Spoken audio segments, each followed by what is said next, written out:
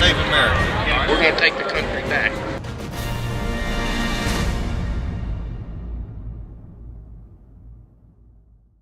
Governor of Texas, Rick Perry.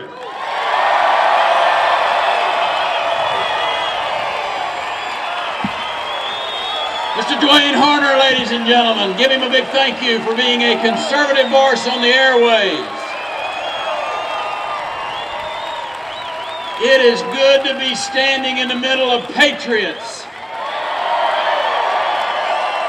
People who not only understand the importance of liberty, but love it so much you're willing to take a stand for it today. Your voice added to the defense of liberty. A lot of patriots. A lot of patriots. Are there more patriots than I'm hearing in this crowd? Let them hear you in Washington, D.C.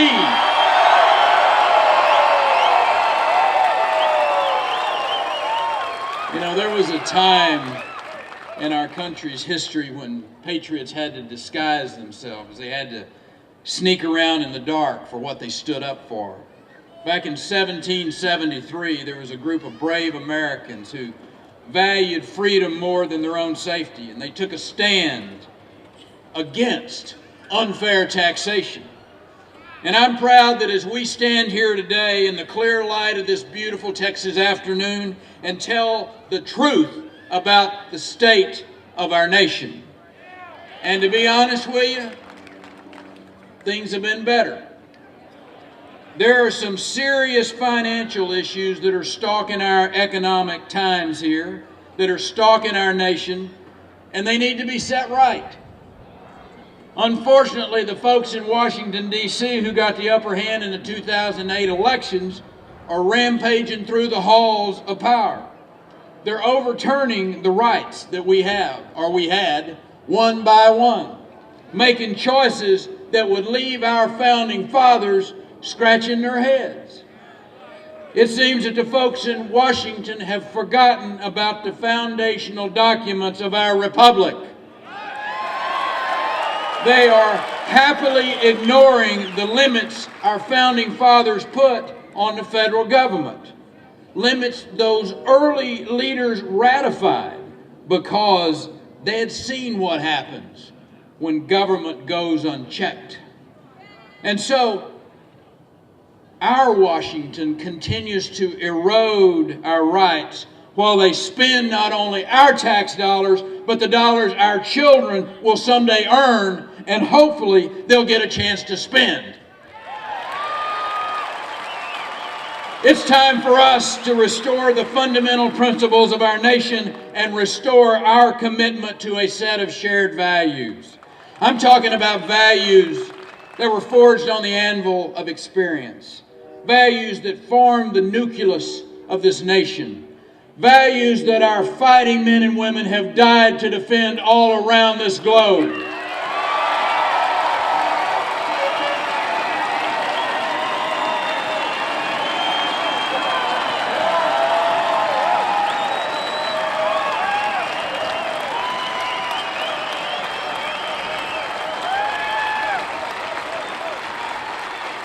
For any of my fellow veterans that are here today, especially those brave men and women who have fought in Afghanistan and Iraq, I want you to know I don't consider you to be a right-wing extremist.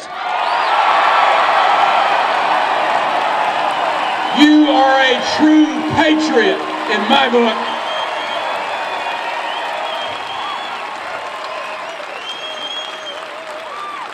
And I might add, you are surrounded by fellow patriots who embrace concepts like lower taxes, smaller government, and freedom for every individual. I'm talking about rights like states' rights. States' rights that are enshrined in the 10th Amendment of the United States Constitution. Unfortunately, those protections have melted away over the years. You know, since the Constitution was first ratified, the federal government has slowly, steadily, and successfully eroded the notion of states' rights. The founding fathers understood that one size does not fit all, especially in a country the size of America, and especially in the state of Texas.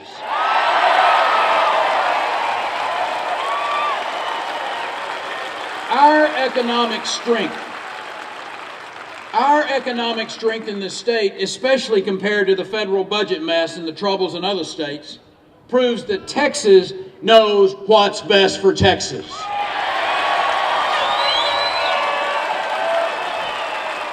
We're proof that good things happen when government lowers taxes. It reduces spending. It encourages private sector growth.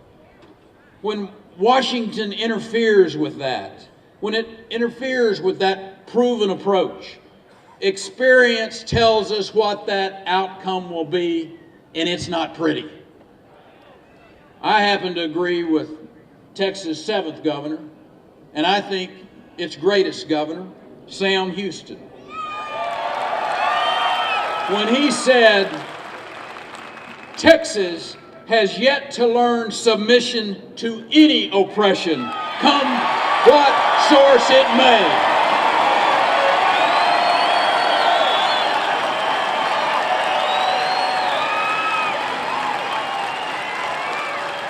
We didn't like oppression then. We don't like oppression now.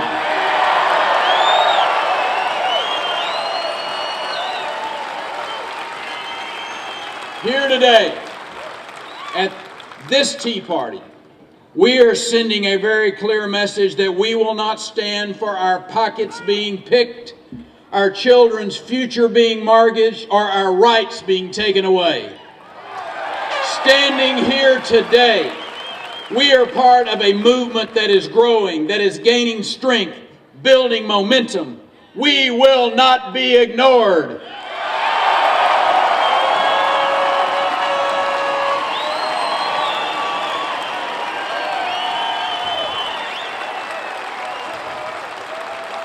We're fed up.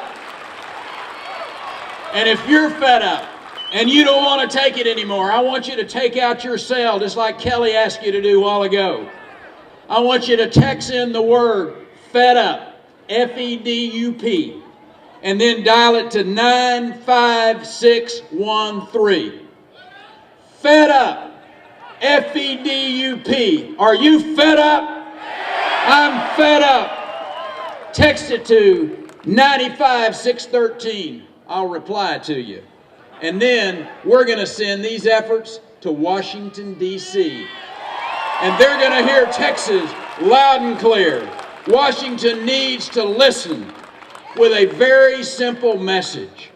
Cut spending. Cut taxes. Shrink government.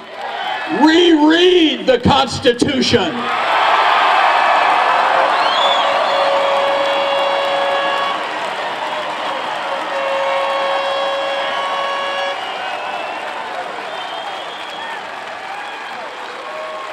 Return to the values.